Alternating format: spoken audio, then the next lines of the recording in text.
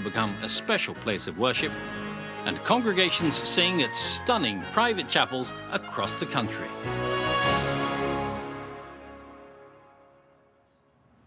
We start here in St. Peter's Chapel at Auckland Castle with our first hymn, which emphasizes that Christ is the cornerstone of our faith.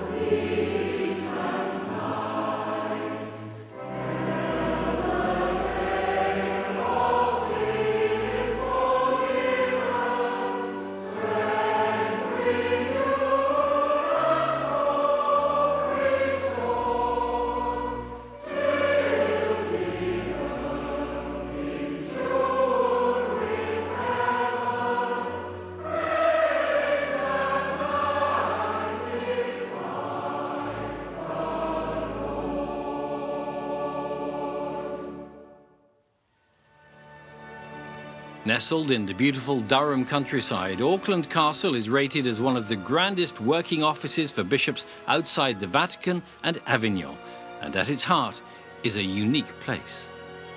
With room for about 150 people, St. Peter's is the largest private chapel in Europe. It has superb stained glass windows, beautiful stone pillars, 6 angels, and wonderful, intricately carved oak. It looks every bit the original medieval chapel. The truth, though, is rather different. It started life in the 12th century as a banqueting hall where the Prince Bishops of Durham entertained their guests. But in 1665 it was extended and turned into a magnificent chapel by the new Bishop of Durham, John Cosin. 4 years ago, investment banker Jonathan Ruffer agreed to pay £15 million to retain the castle's collection of rare religious paintings at Auckland. These are the 13 pictures by Zurbaran, a crossroads where different faiths, different parts of Christianity meet. In the process, Jonathan realized he could also save both the castle and its private chapel for the benefit of the people of the Northeast. It was also important to you as a matter of faith. It was. I've always wanted to do what I felt I was being called to. And I came to see that actually the whole purpose of my life, that this was the culmination, that I was here to help this region and to do it through making this place of beauty something which would be available to the whole community. For much of the past 200 years, St. Peter's has rarely been open to the public. Now, visitors can step into this magnificent private chapel and see it in all its glory. These pillars are, in fact, the oldest part of the edifice here. They date back to the early 1200s. The ceiling's very impressive too. The ceiling is great.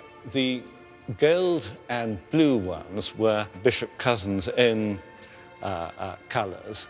I think of them as his racing colours. The chapel was definitely for the bishop's use and all his chaplains and those who were close to him. But what this reeks of is exclusivity.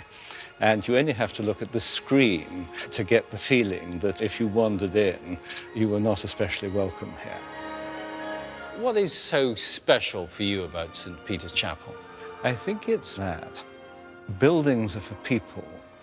And what I want for this chapel, and I want for the whole of Orphan Castle, is that it's a place where people can come and be changed. A chapel like this should be open to the public to look at it. It's got history behind it of great interest. It's great that we can all enjoy these buildings now. They were once seen by very few people.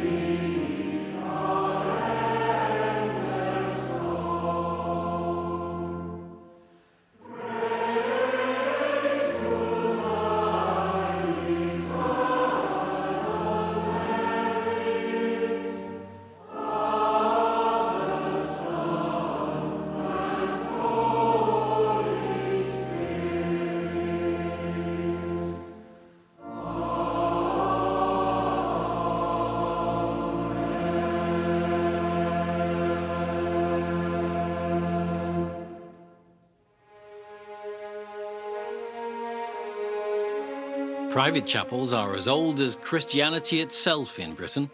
The first were built as houses of prayer where monks and nuns could gather.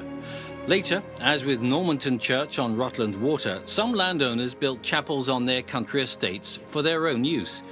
With the nearest parish church often many miles away, it was also a matter of convenience. Today, many private chapels are no longer exclusive places of worship and are now throwing their doors open to everyone. The Theology College at Cuddesdon near Oxford is home to one of Britain's newest and one of its most remarkable.